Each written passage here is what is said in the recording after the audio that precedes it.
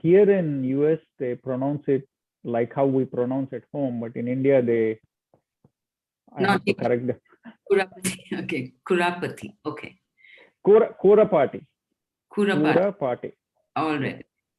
Party. Yeah, like party. Okay. Okay. Yeah.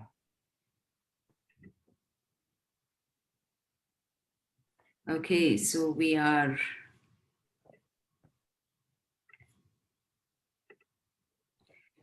So we can start. We can start without the share, Rajeev. You can close. I'll just stop the share for a minute so I can introduce you, and then we can. Yeah. Okay. So I think we are live. I'm just going to check that. Yeah.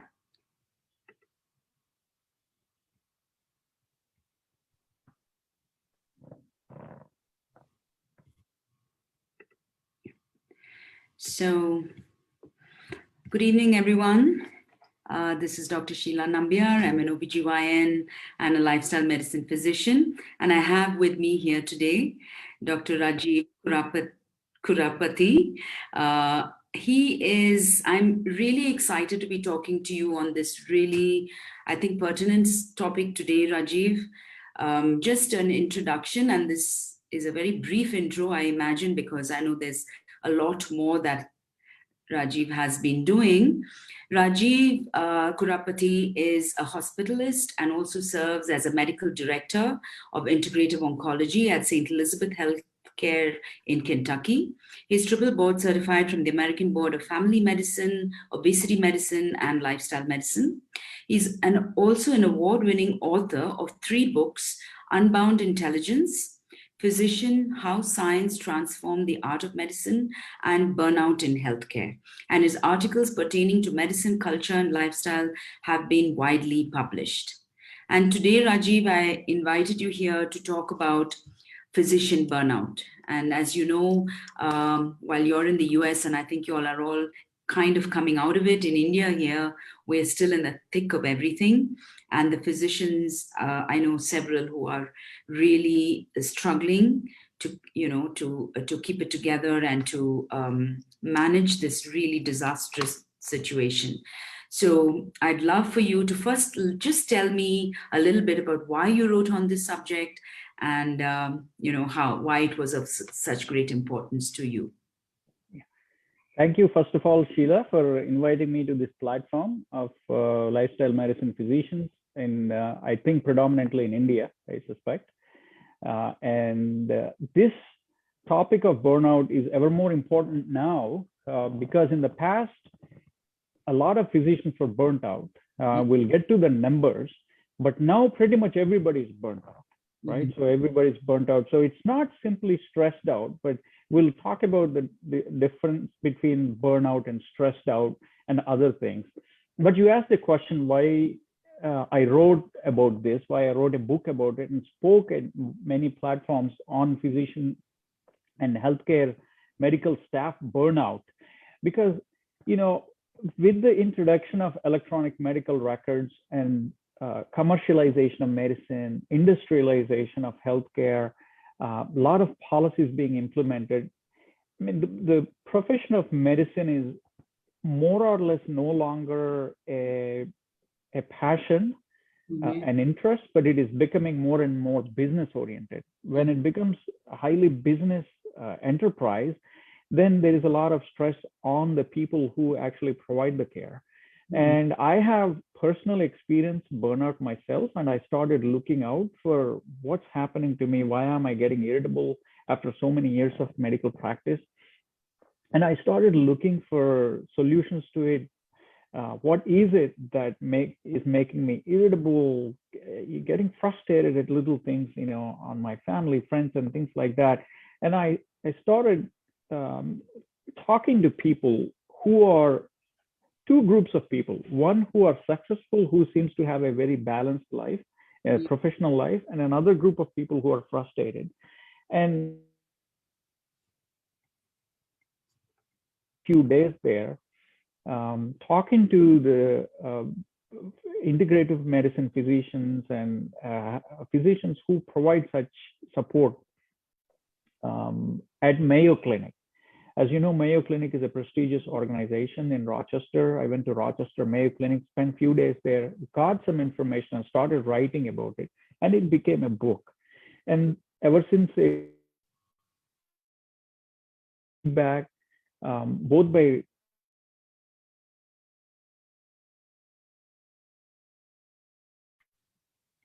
Rajeev, can you hear me?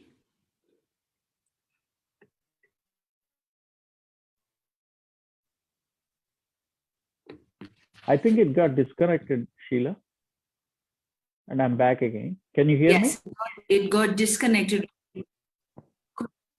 Yes, I can hear you, but I can't. Your video off. Yes, now you're fine. Could you repeat the last bit? I think we got a bit disconnected. Yeah. So I did some amount of research on this, went to Mayo Clinic and spoke to the experts there and put together some material and started writing about it. And that became a book and got wide recognition. I mean, a lot of people find this small book very helpful. It's there online. You can download it. You can buy it, from Amazon and other, pretty much every place. In some platforms, you can look that up. So that's the background of the book. Is there anything else you wanted to talk about before I jump into the presentation? And we'll start with the presentation, and then there will be. Let me share my screen. Yeah.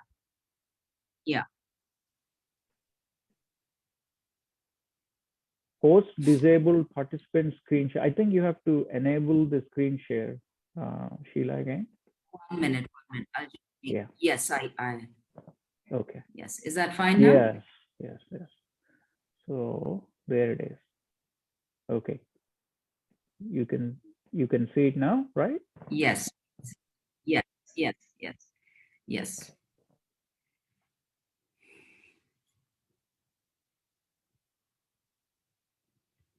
Okay, good. All right.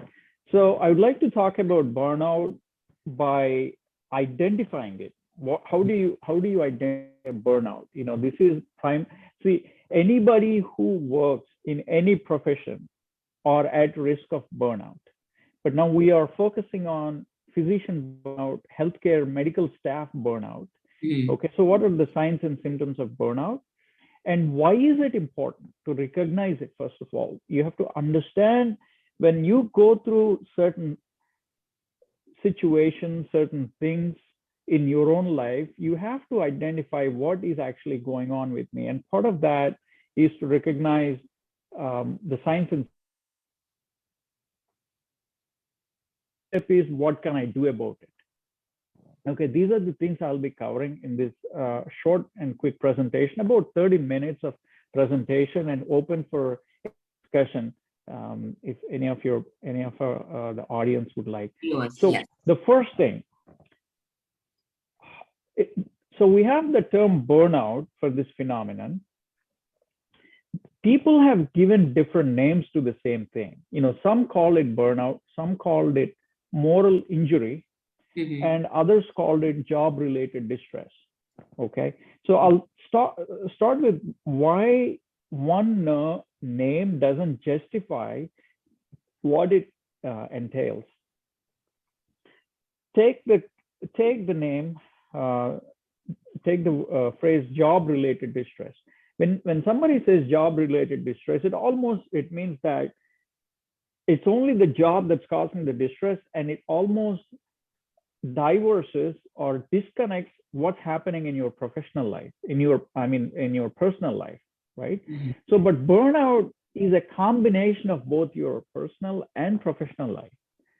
Okay, so that is why just the phrase job-related distress doesn't serve the entire purpose. The second term most people use these days is moral injury.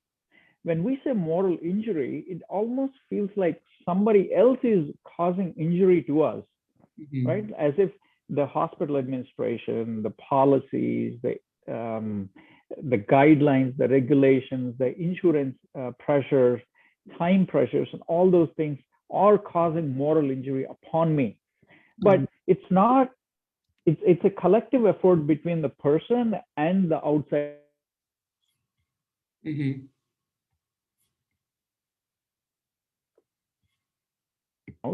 Burnout sometimes mean that the individual is weak, individual is at fault, he or she is not taking care of herself, and that's why some people are burnout, some people are not burnout.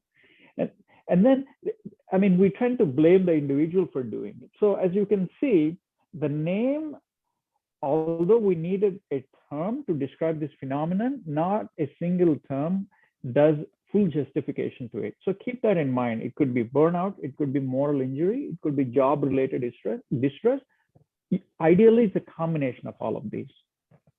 So as you know, for mental disorders in the United States, we have, and even everywhere in the world, we follow this DSM, right? So Diagnostic and Statistical Manual of Mental Disorders is what we, when we say define major depression, define generalized anxiety disorder, define schizophrenia, psychosis, whatever mental disorder. This is where we get this definition from.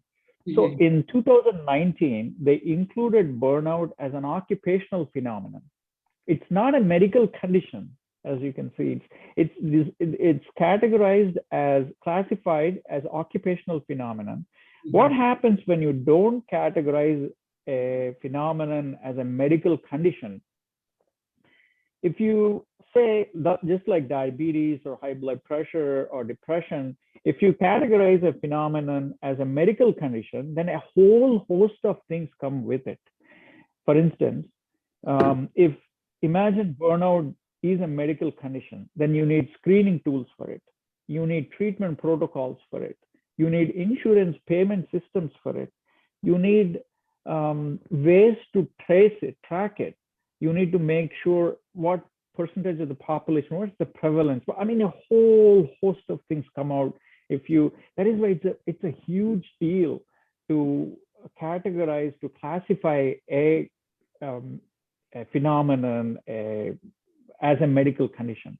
So as of yet, burnout is not a medical condition. So it's upon us, the onus is upon us to identify it and take care of it.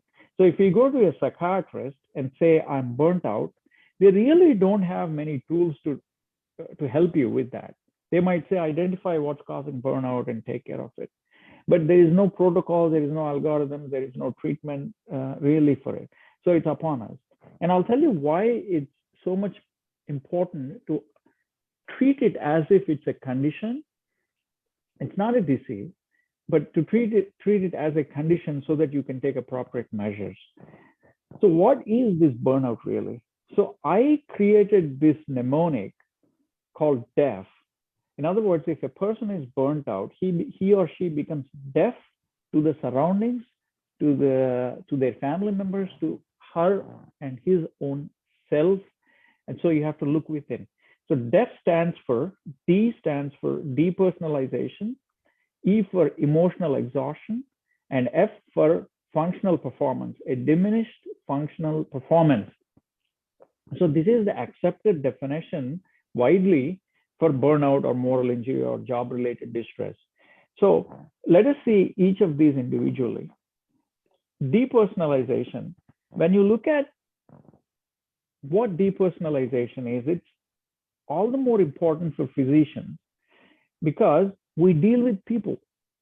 We don't deal with computers, we don't deal with machines, we don't deal with equipment, we deal with real living, breathing people. And if we become depersonalized, the very foundation of our job is at threat. Imagine I go to work and I don't like to interact with people.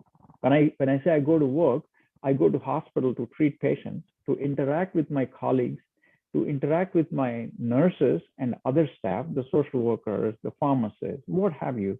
And I become depersonalized. I sit at a corner. I don't want to talk to people. And that's a huge problem in our job. So if you are seeing signs of that, it probably means that you are on track to burnout. So watch out if I'm getting depersonalized. That's number one in the DEF mnemonic. Number two is emotional exhaustion. Emotional exhaustion happens to pretty much almost all of us by the end of the day. Um, Sheela, you're able to see me okay, right? Yes, yes, absolutely, absolutely. Yeah. You can see me? Yes. Okay, good. All Yes. right. Yeah. So, okay, good. All right. So emotional exhaustion is when my day starts off as, and I'm exhausted by the beginning of the day. So I'm dragging my feet to work, and I say, by the time I get to work, I'm already feeling exhausted. Now, I have not even begun my day yet. So I have already started seeing signs of some exhaustion. In a few hours, I have drained my batteries. I have, no juice left. I'm already exhausted. This is the second big red flag. And the third one in the DEF mnemonic is F for functional performance, which is diminished functional performance. So diminished functional performance happens in this scenario when you're adequately trained. I am a physician who takes care of the patients. I'm adequately, for instance, you take a case of a cardiologist or an obstetrician gynecologist or a rheumatologist or an internist or a pediatrician or a family physician, what have you. I'm adequately trained in that. I have gone through the training. I have passed the board exams, the tests or whatever is required, and I'm ready to take on the challenge. This and I have well adjusted to my new job, because anytime you get to a new job, there is some adjustment period that is required. 1 year, 2 years, 3 years, what have you. You need that adjustment period. So you go through this adjustment period and then start seeing diminished functional performance. That is when you have to ask yourself, is it because of burnout that I'm seeing this diminished functional performance? The problem with diminished functional performance is you make errors of judgment. You have adequate training, you have adequate experience, but you are making errors of judgment, which is costly to your profession, to your job, to the patients, and to the organization in which you are working. So it is a very costly affair when your functional performance is diminished. So keep that in mind. Am I emotionally exhausted? Is my functional performance diminished? And am I depersonalized? So how do you quickly? Well, we get to that point, but before that, let me bring out this notion of, well, my friend might say, well, I'm just stressed out. It's not.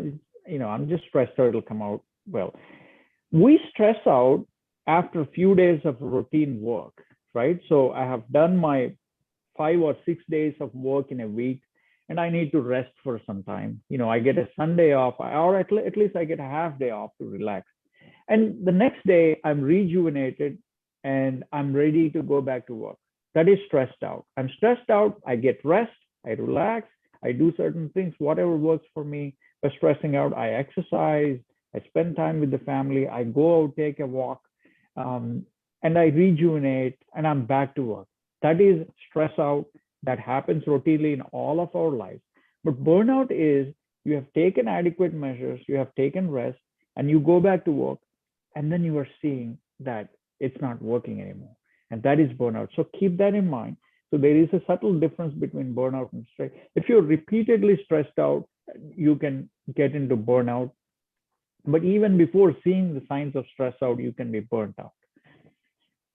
So how to quickly identify this burnout? It's a very quick two-step process.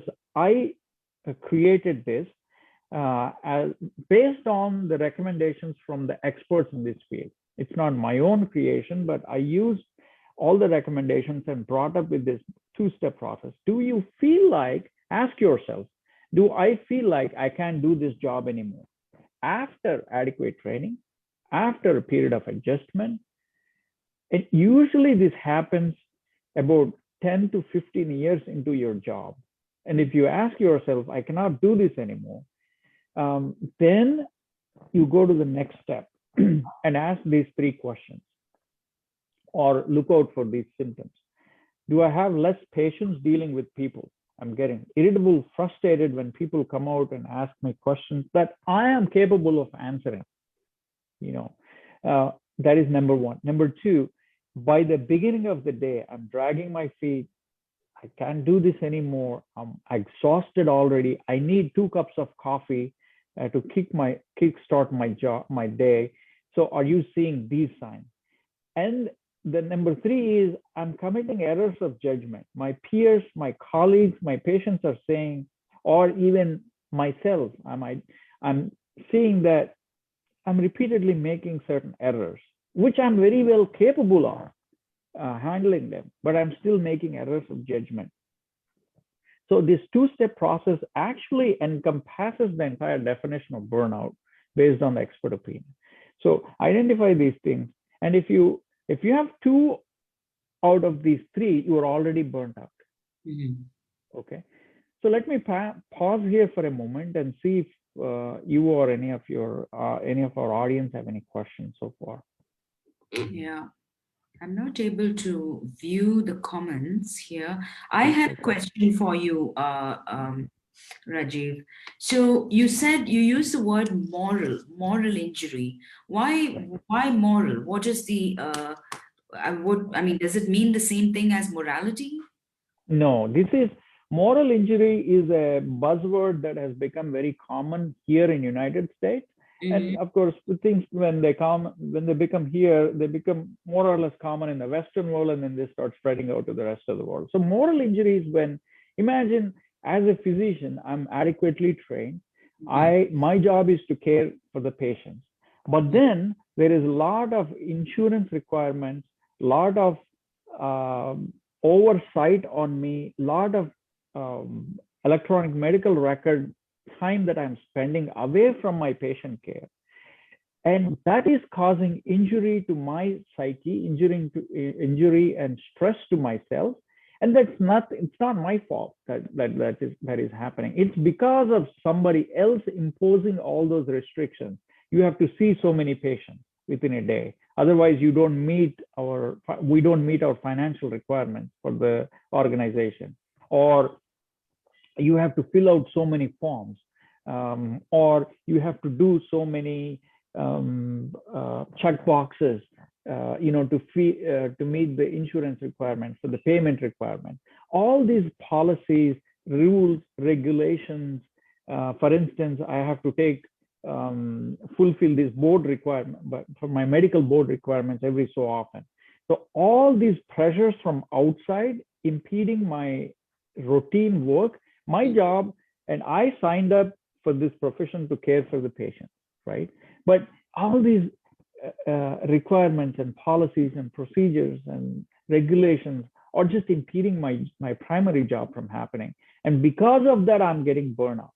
And this is the moral injury that's happening to me. It's not my fault, right? So that is what some people would like to call it these days instead of using burnout. Because like I said, when you say burnout, it almost feels like it's an individual problem. There's nothing, everything is nice and rosy. You just need to, fix yourself. Go fix yourself, go take yoga, meditation, or, do exercise, eat well. It's your problem. There's nothing wrong with the system. So you, instead of taking the system out of the picture, you bring the system in, and it becomes, and say that it's because of the weight of the system I'm getting crushed. And that phenomenon, they call it moral injury. So has it been found, for instance, that when you don't have a lot of these the system imposing upon you, you don't have that problem in your work, has it been found that this burnout is less amongst physicians? Yeah. Well, I'll get to that. The causes of the burnout, I have divided. So I'll get to that. It's actually the next few slides. Sure. What happens with the system, what happens with the individual, how you can balance both. You have to balance both because we work in a system. It's not an individual thing anymore, because more and more people are moving away from individual practices to group practices or to system practices these days. Bigger hospitals are hiring people. It's almost like a daytime job, like any other job. Physician job has become like any other job where you get paid on a monthly basis, you get incentives, you get retirement benefits, you do, you get all of the, like any other, for instance, in India, like a government job or a IT job, where you go work for an organization. Whereas in the past, when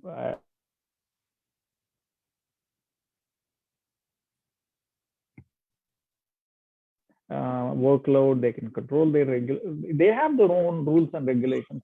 It's cash-based system. Now it's being moved to less cash-based system, where you have to go through insurances, or once the insurance system comes into picture, then a lot of rules, regulations, policies, procedures come into it automatically.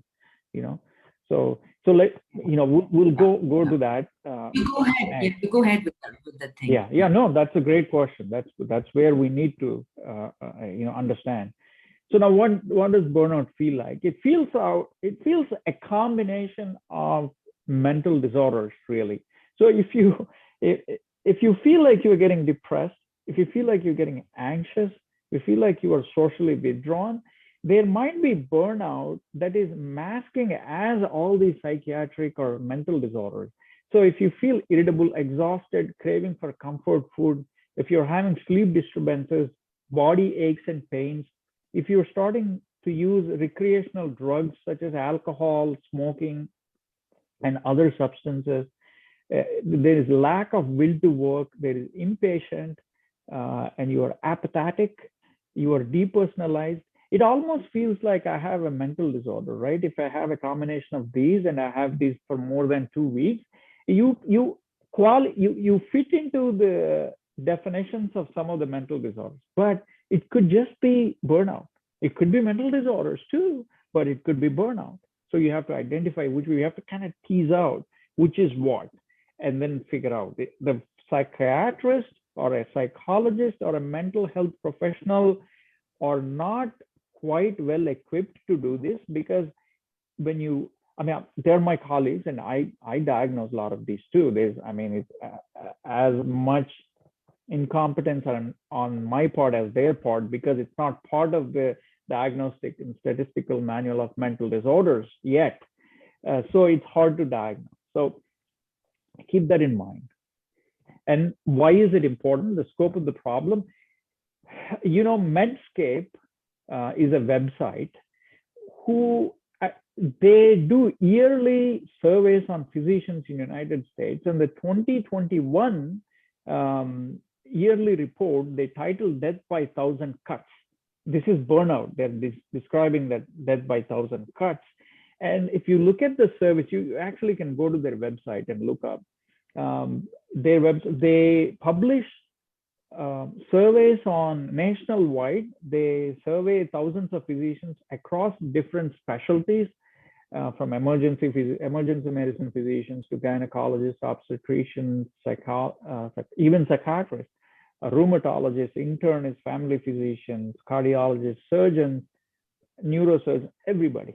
They survey across the spectrum, and the average is about half all physicians are burnout, and in some specialties it's as high as 60 to 65%. You would be surprised, even neurologists, rheumatologists, they're also, half of them are burnout. So this is a wide phenomenon. This has increased because of the COVID, obviously, and I understand the physicians are stretched so thin, and even they're at risk of suicide. Physicians in India, especially currently in India. Last year we were like that. Yeah. Last year in New York, people were dropping off like flies. A lot of physicians died from COVID. Of course, thousands. I was looking at the census.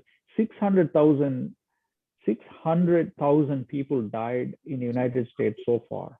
The official numbers in India so far is about 280 or 300. I think it's about 300,000 died. The official numbers. We know that numbers could be deceptive. So maybe 10 times more people died. But the official numbers that they're giving to WHO and other international organizations is about close to 300,000. United States, 600,000 people died so far.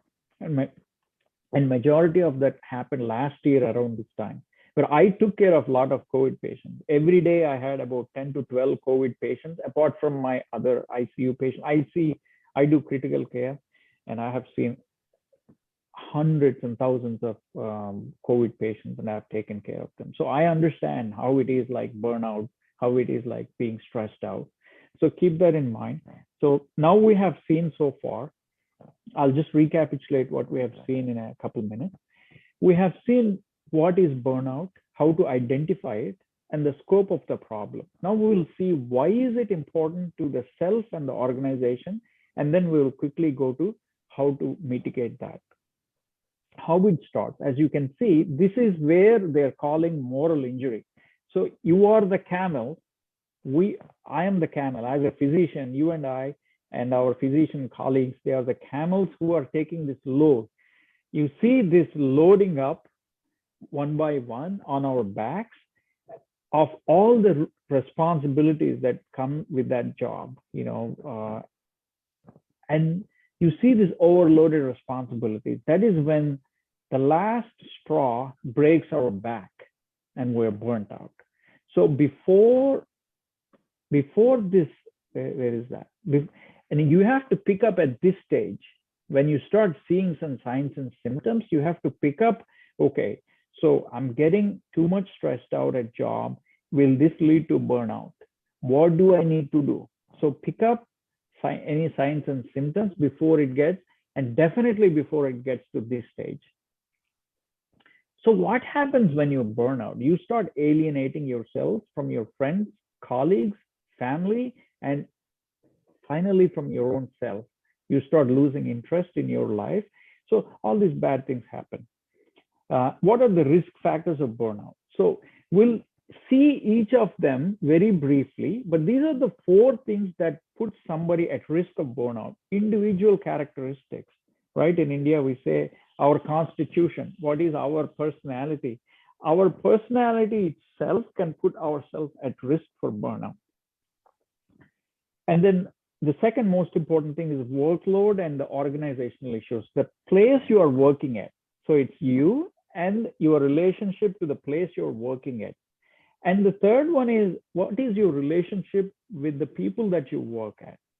And the fourth thing is your job duties, your job requirements. You may be highly qualified to do that job, but if you're required to work long hours, long days at a stretch, nobody is immune to burnout. Everybody is susceptible to it, right? So very quickly, individual characteristics. Female sex, they have discovered in their research, the experts, that female sex is at high risk of burnout because they have higher responsibilities to do. They take care of the patients at work.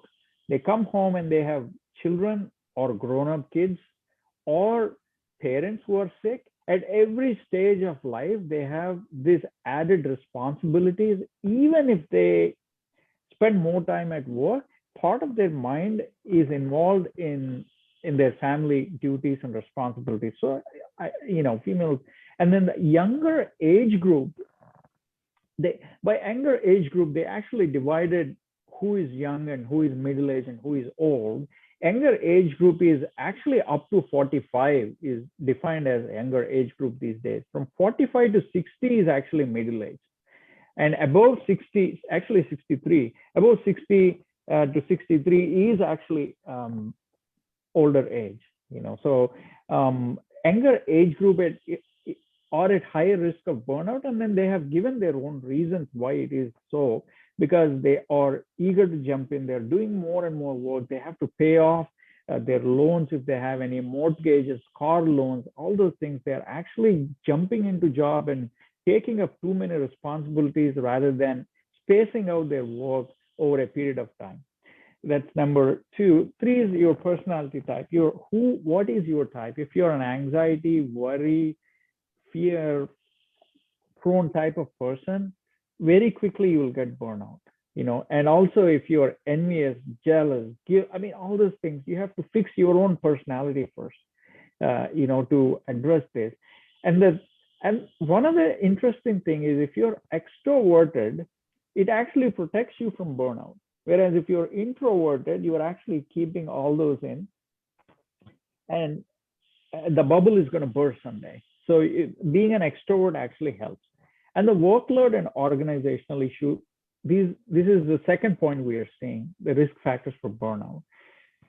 So in the organization, in the hospital or the clinic where you're working, if there is lack of control over your schedule, if I cannot control my schedule, of course nobody can control their schedule, but if they are imposing duties without getting your feedback, that's a huge big red flag. So if you cannot talk to your boss about, because we're all working in organizations these days, if you're your own boss, then you have to control your schedule.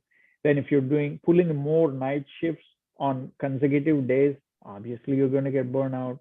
So this is very interesting. People who involve in activities outside of work, they are protected from burnout. For instance, if you're doing research and teaching, or if you're involved in other activities that you love, you are passionate about, so that actually protects you. That takes away some of the time, and that gives you some meaning and purpose in life, and actually protects you. And of course, this ties into the earlier slide, but this is important. That's why they made it as separate. Your working relationship, they found that the people that you work with it's the strongest predictor of burnout. If you live in a toxic environment where people are always stabbing your back, pulling the carpet under you, and trying to do all kinds of nasty things, living in a toxic environment, that's a big source of burnout. And of course, and the other things, the physician or the doctor or the physician or the surgeon and the patient's family relationship. If you have a nice working relationship with the family or the patient and their family and you, that actually protects you from burnout. And clinical requirements, this is where that moral injury comes into picture. The nature of the job, it's fast-paced, potentially chaotic job. And if you're working in either emergency room, critical care, palliative care, hospice, or any job that involves you making decisions about withholding job. I've heard that people right now in India where, in a COVID ward, they have to decide between who lives and who dies. That's highly stressful. So make sure that you keep that in mind when you're making those decisions, because that can actually burn you out from making repeated decisions. And this compassion fatigue, it is like at its peak right now. Compassion fatigue, where you are seeing this person suffering, and you have this compassion and you get fatigued from it. So that these are all the factors. So obviously we have seen at an individual level why burnout is important, because it will deplete your energy, it will deplete your health and your relationship with your people and your longevity. Both your physical life longevity and your professional life longevity suffers because of that. And at an organizational level, if the staff is burnt out, the staff is providing decreased quality of care, and the rapid turnover of the staff is leaving, you have to hire new staff. That is an expensive proposition. If the staff is underperforming, you have to train them, you have to give performance evaluations, you have to reprimand them, you have to suspend them sometimes. So you have to take care of that. And all this leads to decreased productivity to the organization. Your bottom line suffers. And then, of course, physician suicide is highly, physicians are at risk of suicide if you're highly burnt out. So the organization itself suffers, both financially and morally it suffers. So these are the challenges before both the physician, individual, and the healthcare team or the organization. You will recognize that burnout is a system issue. It's not an individual issue. As we have seen, it is not only an individual issue. We have seen that individual personality, their working relationship with the staff, organizational duties and responsibilities upon the individual, they all come into the picture. So One thing they have found that to mitigate burnout is having strong leadership. A leadership that understands all these aspects, provides adequate support at an individual level and at an organizational level. And the third thing is when you have to, if you don't measure it, you don't understand the depth of the problem, and you cannot take appropriate steps to improve it, right? So you always have to measure it. So whatever metric you have in your system in the hospital, you use that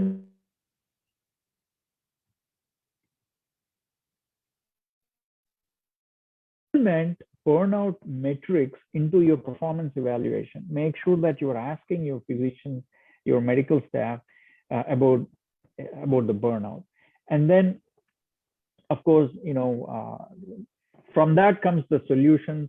And what Mayo Clinic and other Stanford, Mayo, Harvard, they have found that is if you cultivate a community where people share their experiences, that helps with burnout and stress actually.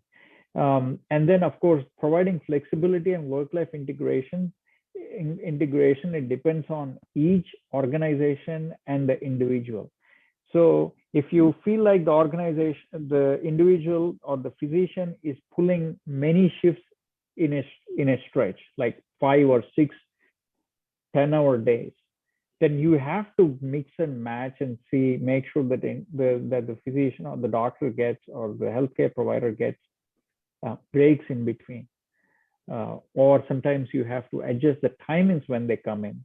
So all these come into the picture. It becomes complicated, but if you understand burnout, you bring in the adequate steps. So they did a study and asked a question. Sure, this is on ICU clinicians. This is on critical care staff.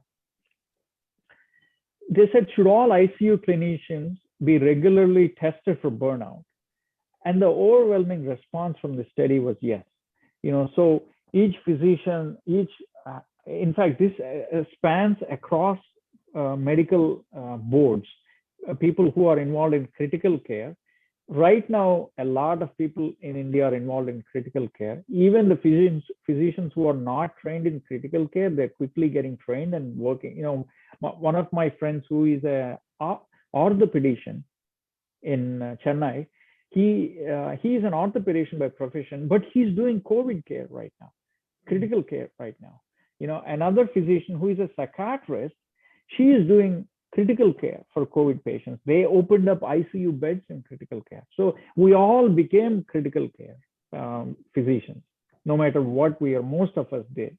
So make sure that you are watching yourself, about the burnout. So when you come to the solutions of burnout, the first thing you have to see is make sure that your personal resilience is strong. Personal resilience is when you take a hit, when you are when you're stressed out, how quickly are you able to come back to your routine, rather than staying in that stressful state where you're adrenergic state, or a hyper excited state, you're coming back to your baseline. Like how in India we talk about the gunas, right? The excited state, and the tamas, which is the inertia, and then the middle is the sattva guna. So you make sure that you're balancing that out. So, and of course, we are running out of time, so I cannot go all the way into each of those, but you have to take kind of step, whatever works for you for the personal resilience. And the leadership. A good leader understands not just the job requirements, but gets adequate feedback on a timely basis and takes necessary steps based on that feedback. So a very good leadership is extremely important for, especially in many areas of the organization, but especially in the burnout. So in your success checklist of burnout, you make sure you cover these 5 areas. Are you finding meaning and purpose, or are you just doing it routinely because you just got into the rut and started rolling like a wheel in a organization. Just keep going without understanding the meaning and purpose. So you have to understand that. Make sure you're physically healthy. Make sure you adopt healthy lifestyle, because it's only going to get more and more complex. I'm not going to say it is going to get difficult. I'm saying it will become more and more complex and complicated with so many job requirements that we have to face. A lot of physicians are recommending others not to come into this profession, which is very sad, because traditionally this is considered a noble profession, highly sought out profession, being a doctor, being a physician. But more and more doctors are saying not to come into this profession. So make sure that you are physically and emotionally healthy, and you develop a community and a social network. But when I say social network, it doesn't mean the number of people you have in your Facebook or Twitter accounts. It means the real people that you involve with. It could be a small group of 3 or 4 people that you can share, either your colleagues or outside. Have a mix of those, so you find meaning in those relationships. And then that comes into the community part. And of course, a very important part of I did not talk so far is financial stability. If you do not have financial stability, it's very hard to work. It's very hard not to work hard in this profession, right? So because if you don't have a house, or if you have a house that has a lot of mortgage that you have to pay, 1 lakh rupees a month, or you have a car payment that you have to make, or if you have children that you have to pay so much fees, you have a health condition, whatever, so you have all these financial responsibilities.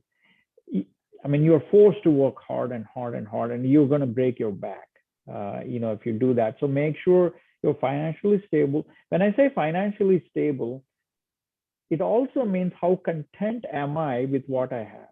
So it gets into some philosophical questioning, some contemplation. Do I need all those things, or am I happy with what I have, or am I happy with being, content with moderate lifestyle? So those are the things that you have to keep in mind. So I'll just quickly recapitulate what I discussed so far. Identify what are the signs of burnout: deaf, depersonalized, emotionally exhausted, then functional performance, and check it from time to time. It doesn't mean that if I check it now, a couple of years later, I'm fine, but you have to check it from time to time. Instead of looking outside, look within and ask the questions. Am I becoming irritable, frustrated towards my friends and family members? If so, then probably it's my work that is doing it, because they don't deserve it, right? So your kids and your family members don't deserve your frustration to show up on them. You have to figure it out. They may not even know what's going on at your work, so you have to figure out. So that's identifying what burnout is. Second thing is, why is it important to the self and to the organization? Third thing is, what can I do about it? So you always have to divide about, at an individual level, what can I do? At an organizational level, what can I do about it? And how do I combine these two together?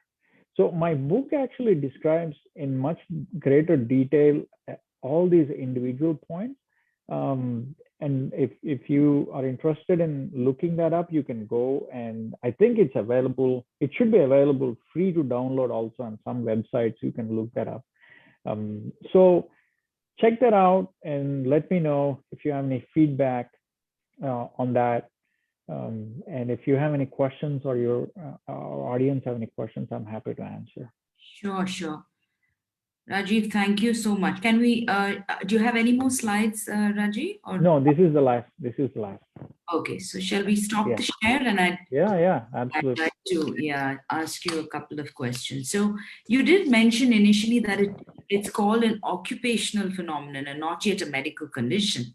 But from what you've said, it seems to me, are they looking at making it into a medical condition? So for a medical phenomenon or for a health phenomenon to be upgraded to a medical condition, upgraded to the level of a diagnosis, it's a huge process, because they have to do epidemiological studies. They have to identify pathological basis of the disease. For instance, if there is diabetes, it is now a disease, right? For it to become a disease, you have to have pathological basis of the disease, and you have to have both drugs and procedures to show that by doing this, you can fix that medical problem.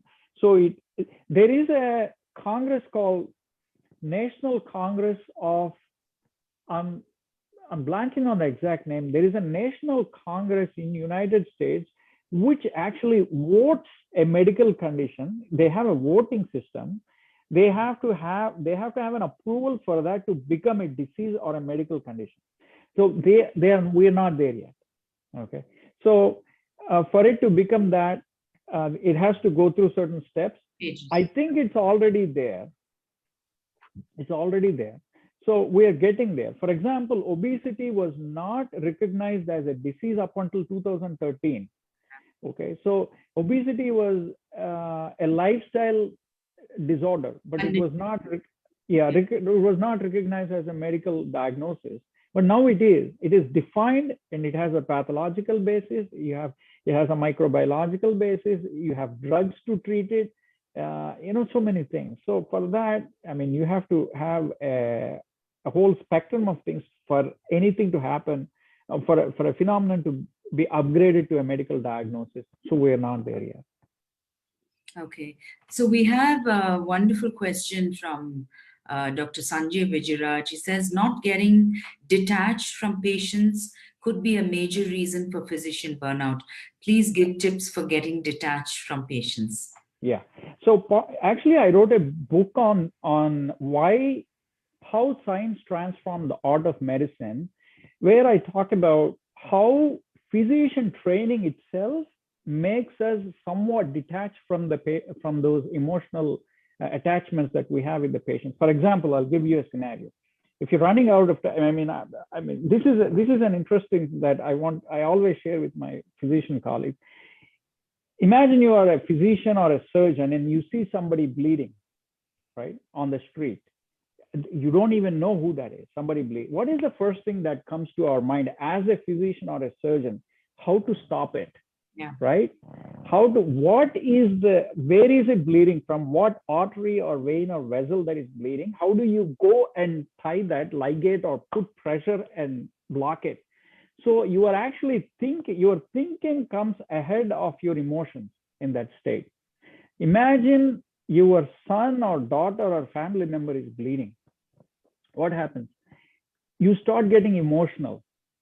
Your thinking is behind and your emotions are in front of you. So your thinking lags behind, right? So when I did house doc duties, when somebody is bleeding, I don't get emotional about that situation. I get to the job real quick. And then comes my emotions, right? Once I fix that problem, comes my emotions. But that is acute situation. In chronic condition, or when you are actually seeing patients suffer and suffer and suffer, you slowly start to get emotional with them, and your thinking starts going behind, your emotion starts coming in front of you. So that is where the medical training switches you from think more, less emotion.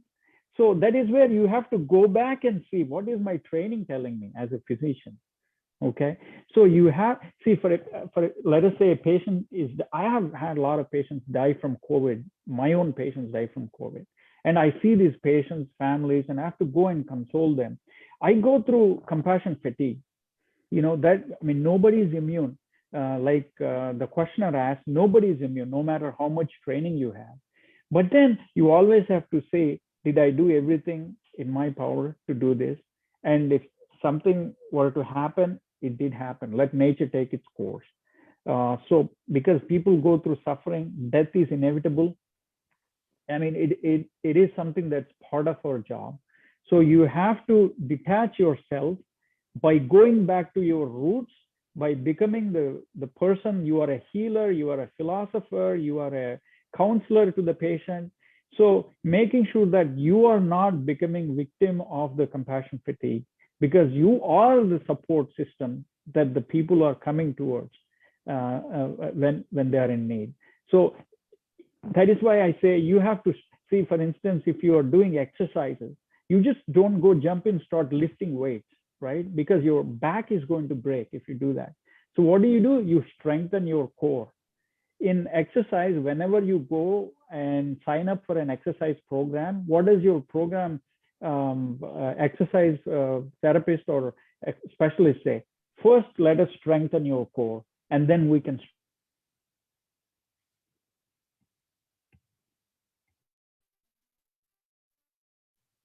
from this compassion fatigue. So work on this strengthening the core, this emotional, psychological, spiritual core of yourself. Quite hard to do also, especially when at one level we're talking about having good relationships with our patients and the patients' families. And when we do that, as human beings, you do tend to have a certain level of, it's very hard to do, isn't it? Bonding. When you need That's the, right. yes, the bonding happens, and then God forbid something happens to them. It's a very, very, very fine line. It is very fun. That is why we are physicians. That is why we go through so much training. That is why we see death and suffering. The more you see, the more you have to understand what death and suffering is at a deeper, at a philosophical level. See, disease is a medical diagnosis.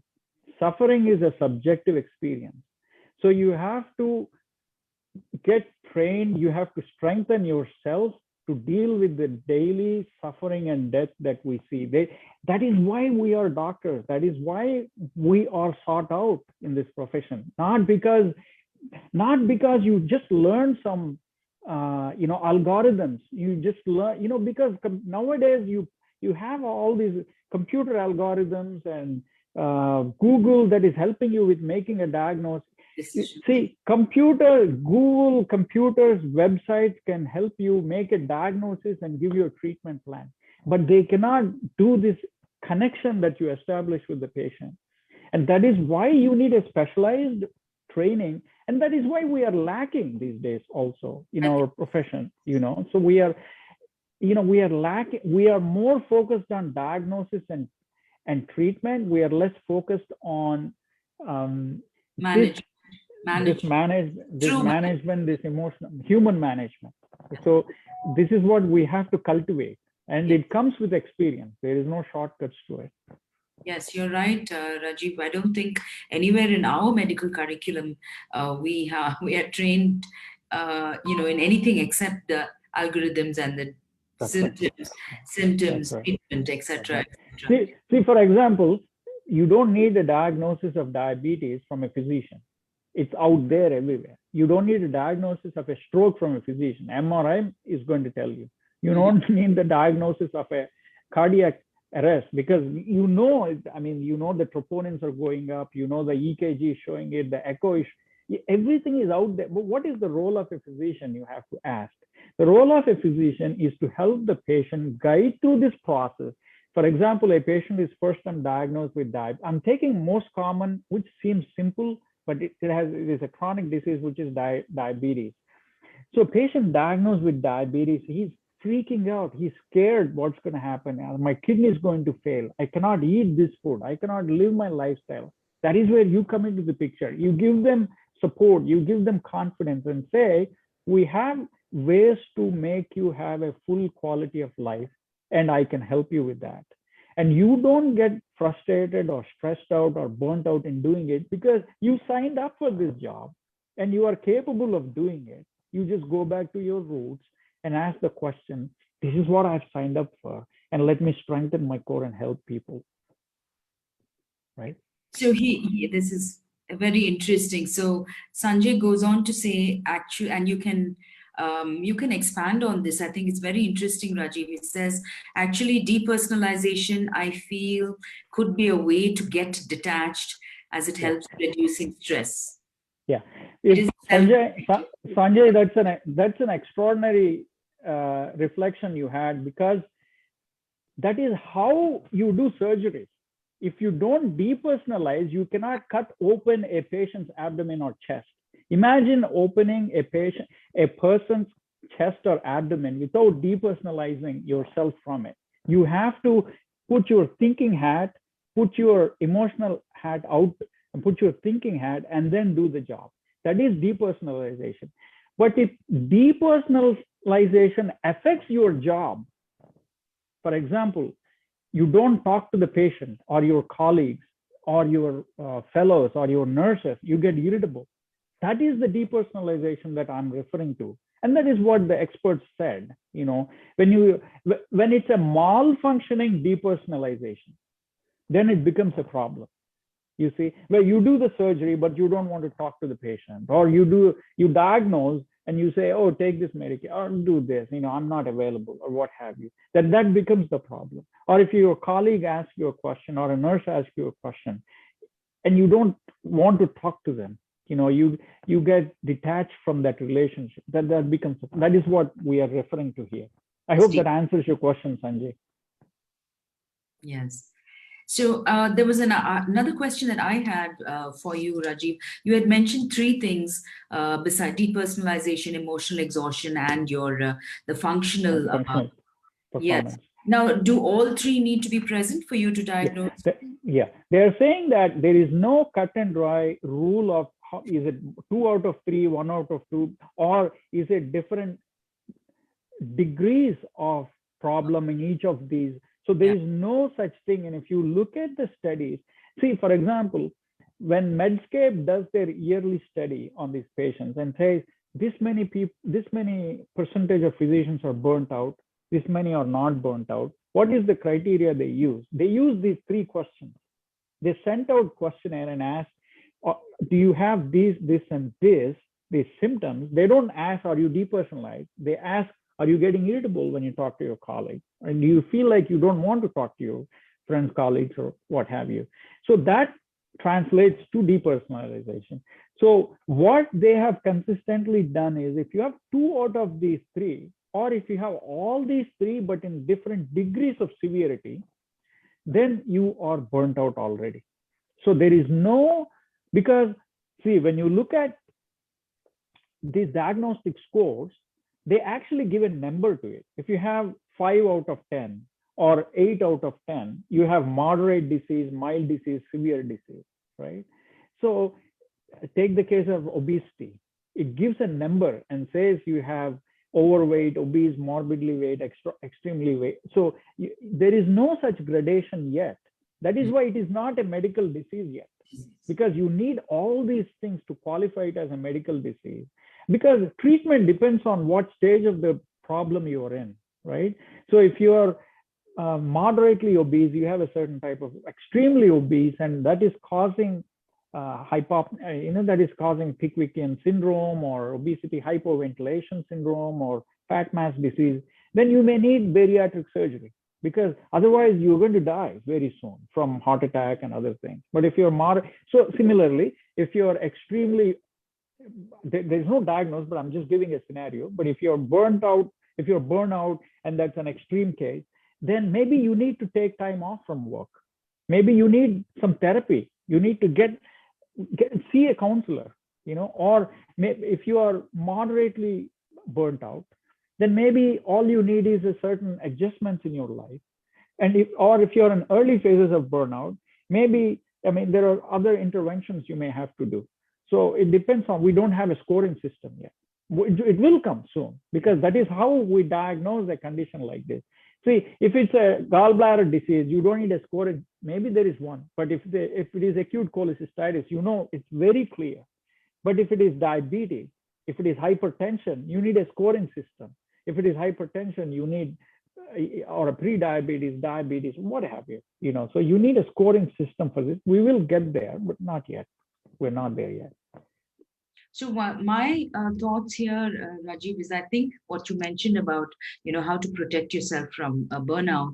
I think having good relationships with those around you, your family, maybe one or Yeah. two members of the family and your maybe friends, or that becomes, I think, very, very, very critical, wouldn't you Yes. say? Because I don't Yeah. think we can escape that easily from the system, because the system is what it is, Right. right? So Right. protecting ourselves with good relationships is probably the most critical thing, I Yeah. would say. Extremely important. Good relationship and externalizing your emotions with them. For instance, you have seen somebody go through, Sanjay asked how to depersonalize.